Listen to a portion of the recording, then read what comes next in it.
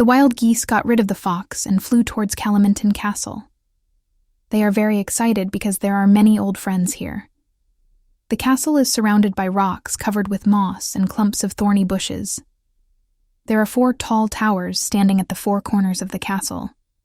The tops of the towers are like 4 pointed peaks. There is a canyon next to the castle, and Oscar asked everyone to stop and rest.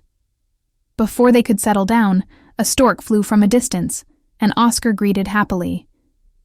"Elmore, my old friend, how is everything? Your wife and children, and the 2 owl aunts, how is everyone?" Elmore worriedly said to Oscar, "Our castle will face a disaster." He looked at everyone and then said, "The gray voles will attack us soon and seize the castle and grain.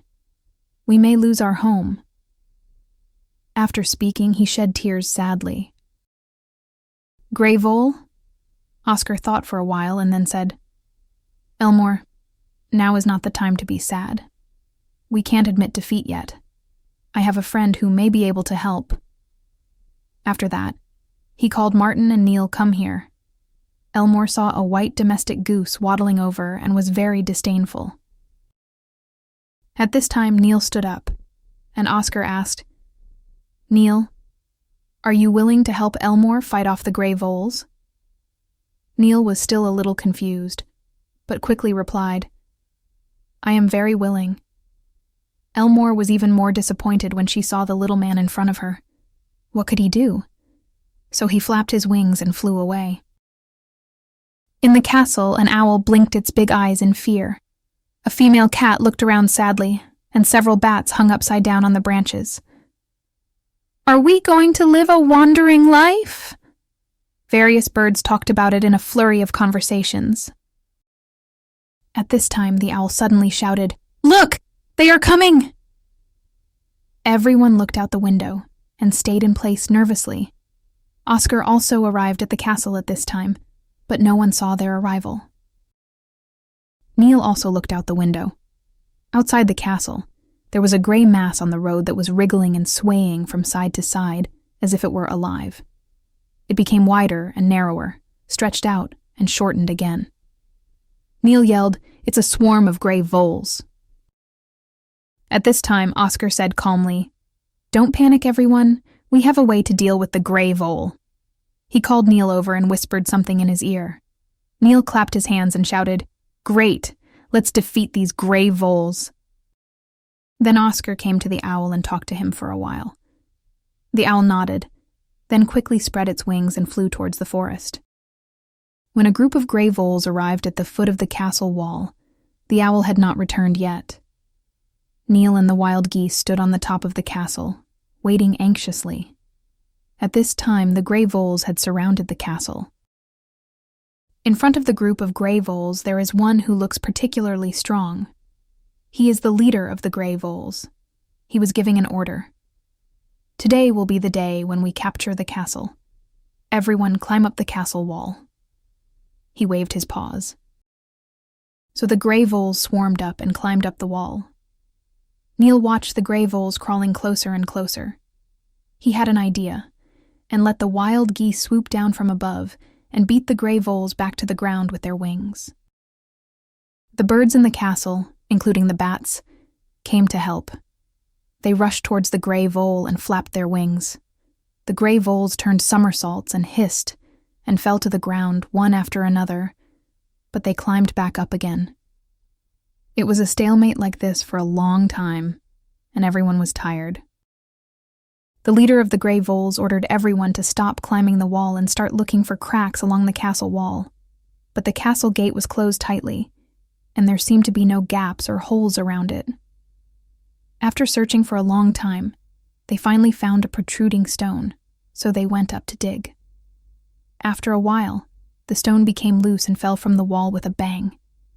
The gray voles quickly got in through the hole in the wall, one after another. The gray voles rushed into the castle and climbed up the stairs. In the hall on the second floor, there was a mountain of grain piled up. The cunning gray voles did not pounce on it immediately, but carefully checked the surroundings and found no enemies. So, they swarmed up, dug their heads into the loose grain piles, and began to greedily bite the plump grains. Suddenly, there was a crisp flute sound in the distance, and the voles became alert. They pricked up their ears and listened carefully. At first, the sound of the flute was very soft, and then the sound became louder and more melodious, as if it penetrated the wall and came to their ears. The gray voles seemed to be under a spell. They circled down the stairs, climbed through the hole in the wall, and walked out of the castle. They saw a little man standing there playing the flute. The gray voles danced to the sound of the flute, intoxicated by the beautiful music. Whenever Nils stopped to take a breath, the gray vole seemed to wake up and angrily rush towards Nils, who quickly continued to play the flute. Nils played the flute and walked out of the castle, and the gray voles followed him step by step. They passed through ravines and fields, and countless gray voles followed him like a gray river. When they came to a large lake, it was already dawn. On the lake, Oscar is waiting. Nils jumped on her back and swam slowly toward the center of the lake. The gray voles suddenly became panicked, but the sound of the flute kept coming, urging them to move forward.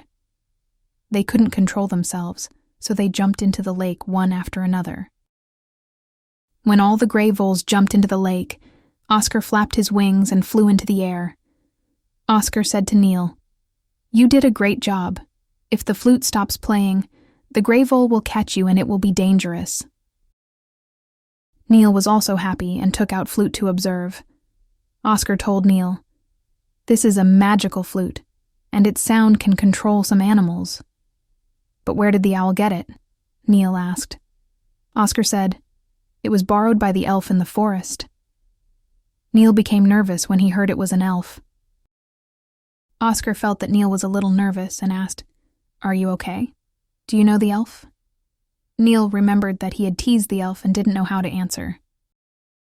When Oscar flew back to the castle, Nils might have been too tired and had fallen asleep. Elmore was waiting for them. He wanted to apologize for his rude behavior before and thank Nils, but seeing Nils sleeping so soundly, he didn't disturb him.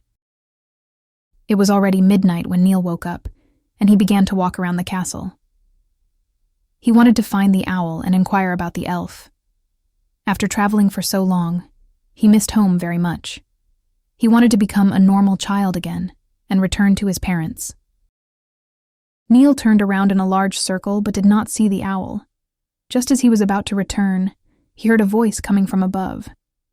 Nils raised his head and saw 4 round eyes, shining brightly, and the owl was chatting with his friend. They seemed to be discussing something. Nils stopped and listened carefully. The owl said, "Since he became a small man, he seems to be braver." His friend asked, "Will he always be so small?" "I heard that there is a way to become a normal child again, but this is a secret." He lowered his voice and continued talking. Nils wanted to hear the rest of the words clearly, but the voice was too low, and he heard nothing. At this time, the owl seemed to have finished speaking. Nils watched the owl flap its wings and fly away, so he had to return to the wild geese first.